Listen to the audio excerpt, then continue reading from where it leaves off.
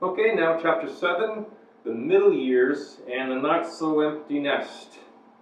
And this is a relatively interesting component of life cycle in terms of how families have been able to, have evolved over time. It's a relatively new era, this middle age. It's not something that's been around forever, because one thing is we've gotten older, and so there is this element about what's middle age. And the current trend towards smaller families, we've gone from having about 4 to 5 kids per family down to just less than 2 kids per family.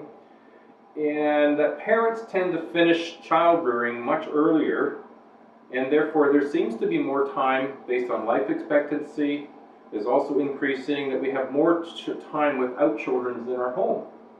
And so middle age is this adjustment period between being parents and transitioning into retirement, where one, you may not be working, and two, you may not have children living with you at home. So it's a relatively new period of time. Now, there's many factors that influence this sort of this stage of life. And one of the big things, and you've probably heard the term baby boomer, in 2011, we're going to look at some basic stats here. Between people between the ages of 45 and 64 years old would be considered what we would call the baby boomers. There's nearly 4.39 million people in that category, and that's more people than there are in the 15 to 24 age range, about 4.37, so there's a slight difference. But what's interesting, the median age of Canadians is 39, and in the next few years you're going to see that jump up to 44 as more boomers are getting older and living longer. And so this shifts quite significantly the Canadian population demographic away from it being a fairly young to a much older population as a whole. And so the baby boom cohort has had a profound impact on the effect of the Canadian society, and certainly as well as in terms of family. So never before have there been so many people in Canadian society who are in retirement.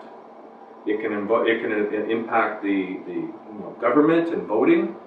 Older people tend to vote and are active in that. They volunteer a lot more than do the younger population. And so it can have a huge impact overall in Canadian life, as not to mention a lot of older people also end up having some more health concerns, and so this could put a strain on the health environment as well.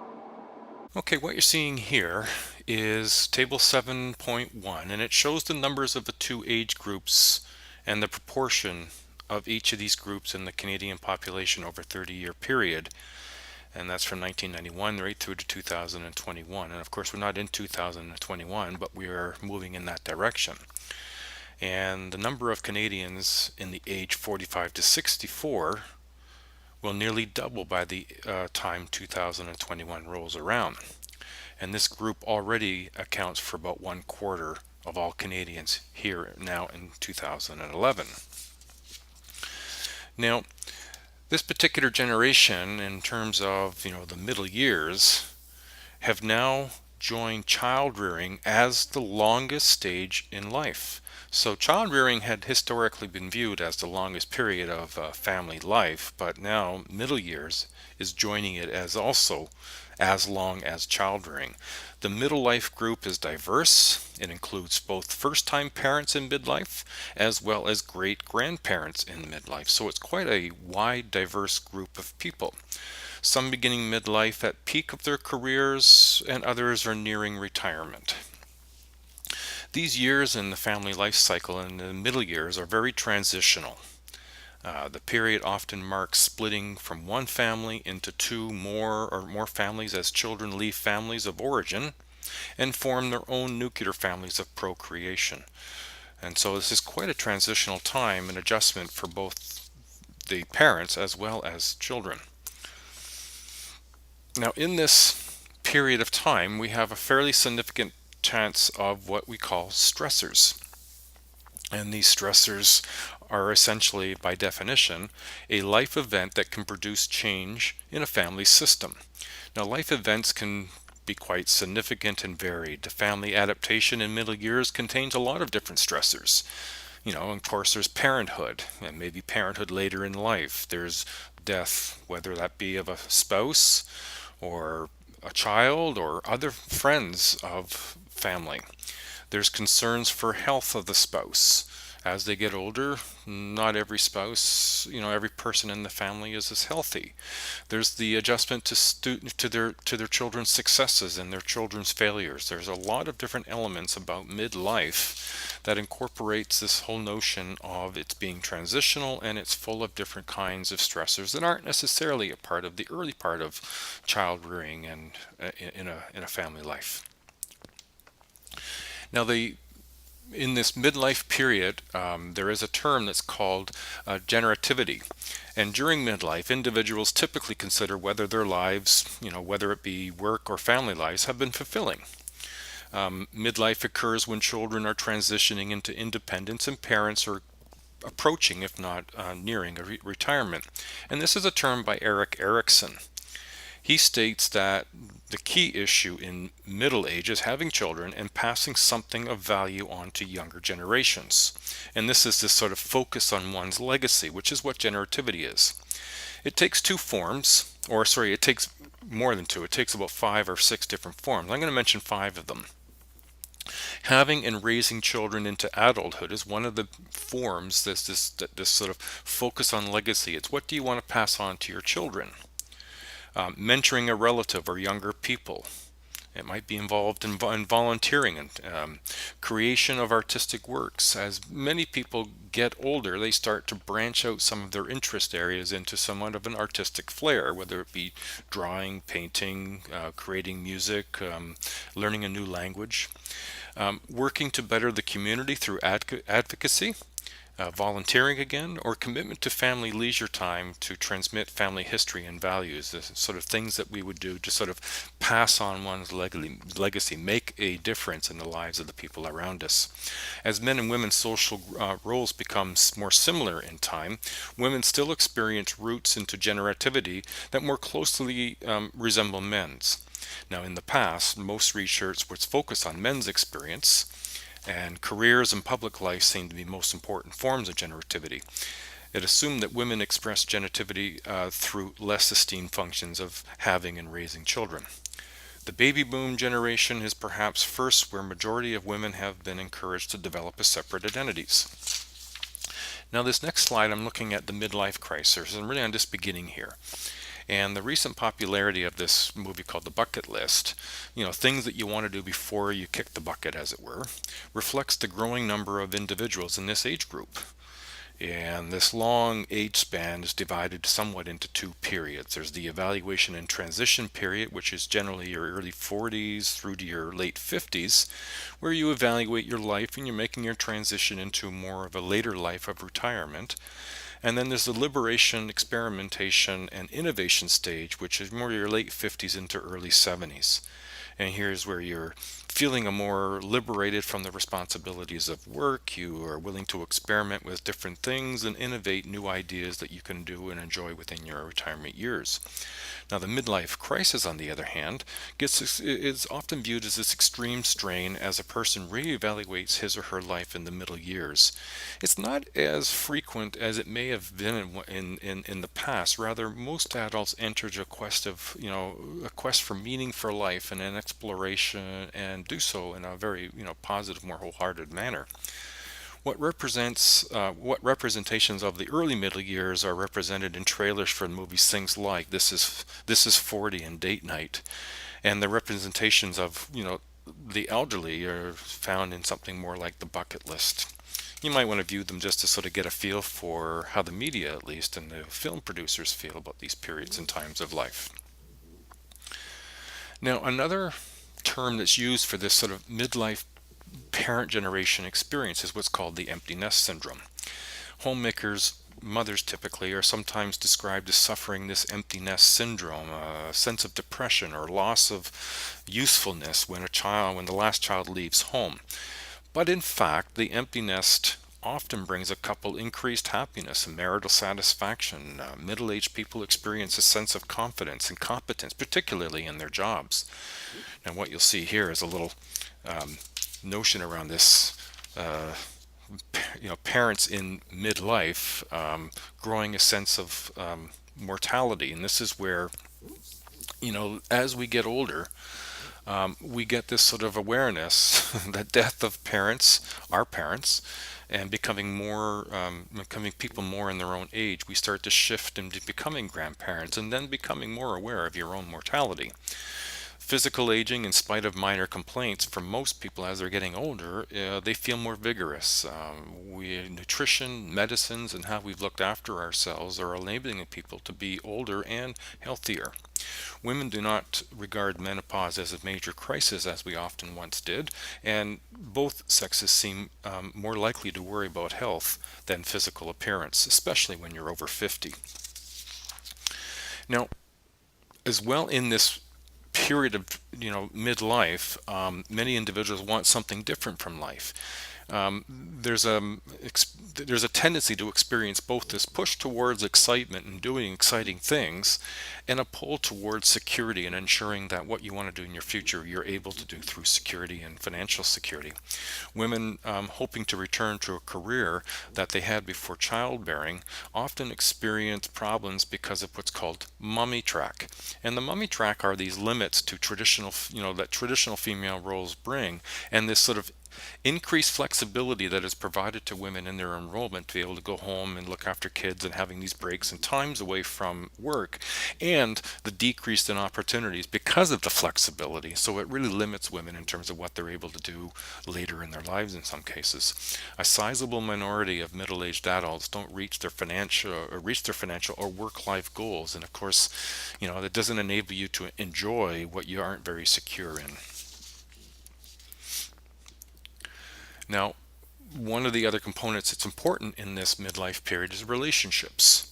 And most baby boomers involved in relationships with children and parents at the same time. A growing number are raising grandchildren. Many are not prepared for second parenthood in terms of raising grandchildren. They kind of get to this point of imagining themselves retiring and being away from the day-to-day experience of raising kids, and then find themselves, because of their children's experiences, maybe raising grandchildren or spending more time looking after grandchildren than they anticipated. Greater life expectancy makes relationships more complex. Romances, friendships, sibling ties.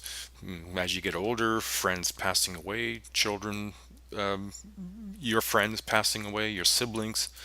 It makes relationships a little more complex. Boomers report relationships with families and friends to be the most satisfying parts of their lives. One of the areas that's changed a lot because of midlife, and it's becoming a longer era, and because lives are healthier and lasting longer in our overall lifespan, couples who tend to stay together have to renegotiate some aspects of their relationships. As they adjust to the childless household, couples often shift towards greater androgyny, or this balance between masculine and feminine. Not afraid to dabble in different aspects of quality of life. For some, middle-aged parents with a teen at home are more likely to be depressed than those with older children. Partly because you get to this point in your life where you expect to have more freedom, and then with someone still living with you at home, a child still living with you at home, your freedom tends to be compromised. Many couples report more satisfaction in their marriage in midlife. Sexual relationships of couples may change. For some, the interest in sex increases, and for some, the interest in drops off through boredom. And some accept the stereotype that older people are asexual beings. Aging and sexuality experienced differently by sex in North America.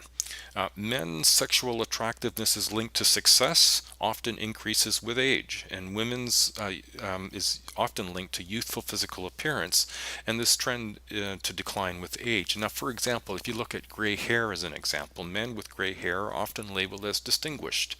Women with gray hair often choose to color it. Now, this is starting to change somewhat for women too, as more women becomes more secure with who they are, and don't look to do that quite as frequently. Greater acceptance now of sexuality is less opposition to sex for unmarried people. Reality, unsurprisingly, given that this generation ushered in the sexual revolution of the 60s, men are more likely than women to try a variety of sex-related activities. Gay men are most likely to be sexually active. Those with regular sexual partners are more satisfied sexually and generally more positive about life than their non-partnered cohorts. When adults over 50 look for new partners, they're increasingly turning to the internet dating sites. It's the fastest growing group of clientele. Men are more looking for committed relationships, while women look for companionship without the prospect of having to care for somebody in their later life. Both sexes stress their youthfulness. Either that's in their appearance or through the activities that they participate in. Now, because in our midlife experience, there's the likelihood of having adolescents involved in your adulthood as they approach their adulthood. Middle family years also is a time for the change of children. And so they both physically mature, they finish their education, they move from their parents' home, they get a full-time job, they find romantic and sexual partners, and perhaps they even have a child. There's four main sort of criteria, if you will, three major criteria for moving into adulthood. One is accepting responsibility for yourself. Another is making independent decisions and becoming financially self-supporting. In North America, no specific rite of passage to mark this start of adulthood. There isn't like a ceremony that's had to sort of mark you're now moving from adolescence into adulthood. Rather, a gradual shift from one status to another. It begins in adolescence, and researchers are now suggesting that there's a stage after adolescence which they call emerging adulthood. And this has there's much real experience that's sort of explaining this a bit, and we'll get to that in a minute. So, in spite of the popular notions, adolescence is not always a time of storm and stress. Rather, it's a period of disorganization for the whole family, as everyone is faced with these shifts and changes. It's not just adolescence. Teen sexual development and its social significance to the teen's ability to think abstractly and develop separate values from their parents, sort of stretching their own wings and finding their own place in the world. Peer groups also start to change because of differences in maturation. The main task of adolescence is to turn these changes into individual identity. As teens distance themselves from their parents, peers do become increasingly important and exert pressure on early teens. Most young people, however, select friends who resemble them. Risky or antisocial behavior usually results from groups' culture or excitement rather than simple persuasion. Resistance to peer pressure grows between the ages of 14 and 18, and by the end of the teens, most are more concerned with romantic relationships and forming their own identity than conforming to peers. Now, carrying on in this sort of venue of adolescence and at home, adolescents have better outcomes when they come from families with emotionally close and involved parents. Parents in these families provide healthy role models and also monitor teens' activities. Also, they share information about their lives with one another. With positive communication and support, relationship compromises can be worked out. If parents react badly or accusatory to a child's disclosure about what's going on in their life, a vicious cycle may begin to set in. A young person becomes more secretive and defiant, and parents become more suspicious and controlling. Carrying along on the same theme of adolescence, emerging adulthood, roughly spanning the ages of 18 to 25 or even later, is a period of relative freedom and a time of many possibilities. Identified as a new developmental stage between adolescence and young adulthood, scripts that laying out life's course are no longer standardized. That just means that they're no longer the same for everybody, and everyone in this period of time of 18 to 25 starts to find their own path to their own future, less about everyone follows a regular path that everybody needs to take. Now, there's three factors that start to influence the underlying development of this culturally based stage, this early adulthood, young adulthood. One is change from the industrial to information-based economy that requires specialized education.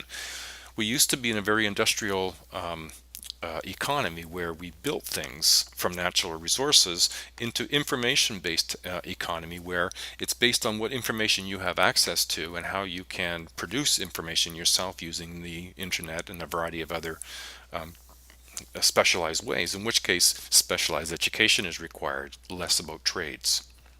And it's not to devalue trades. There's still a place for trade, certainly.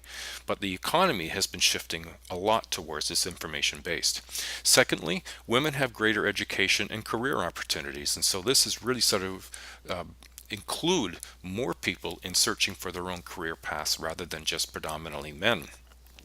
And then thirdly, the acceptance of premarital sex and cohabitation means sex needs not be postponed until marriage. And so this has certainly changed from what it was in the 50s and what it was in the 70s to what it is currently.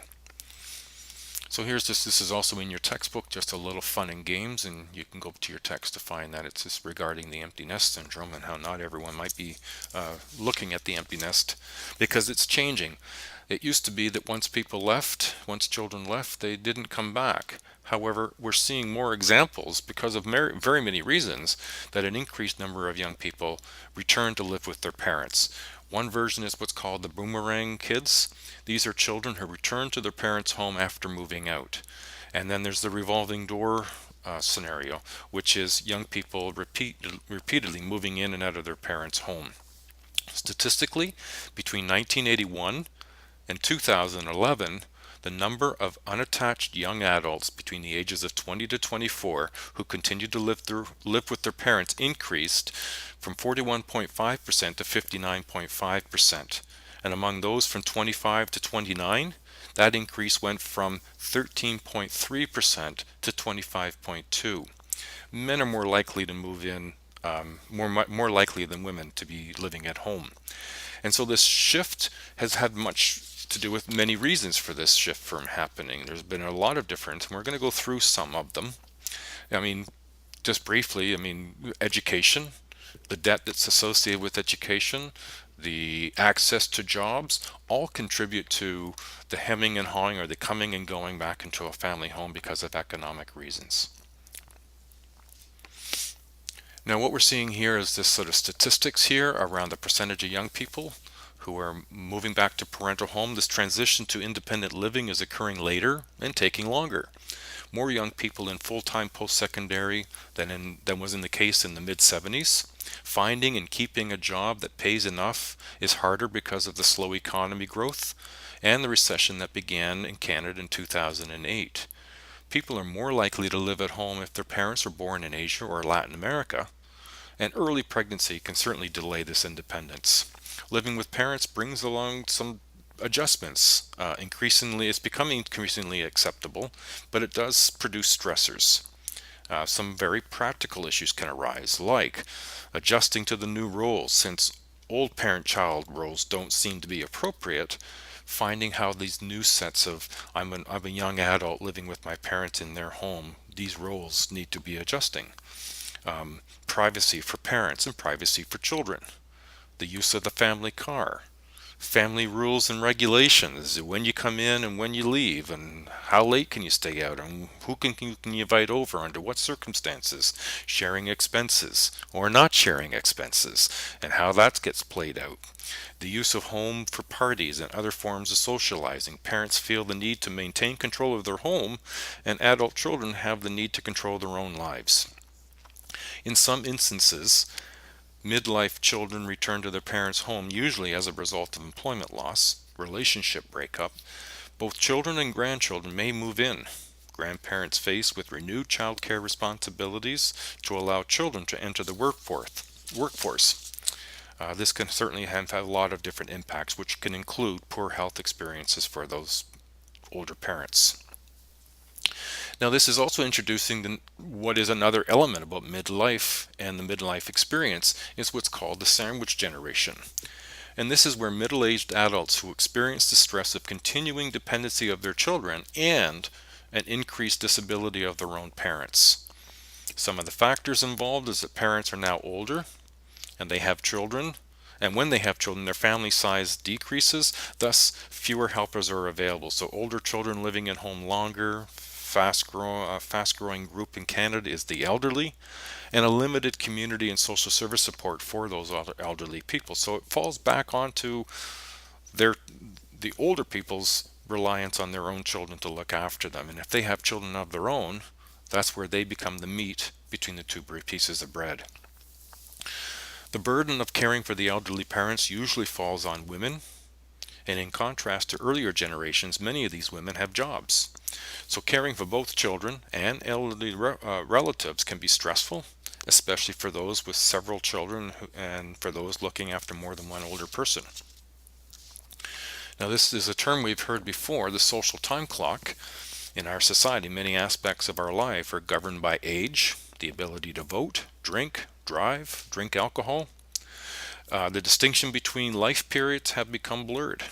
So, for example, when middle-aged or old age begins, that's not as clear as it used to be, given when people start families and start careers and end careers and families are over. Yet people are more likely to experience a crisis if life events occur off time or not within sync of what would be considered the social time clock, because there are still social scripts or expected patterns of behavior. Okay, I hope this has been helpful for you, and we are now at the end of week 7. I hope you enjoy your break and your study break and get some work done and enjoy yourself, and we'll see you back in week 8. Bye now.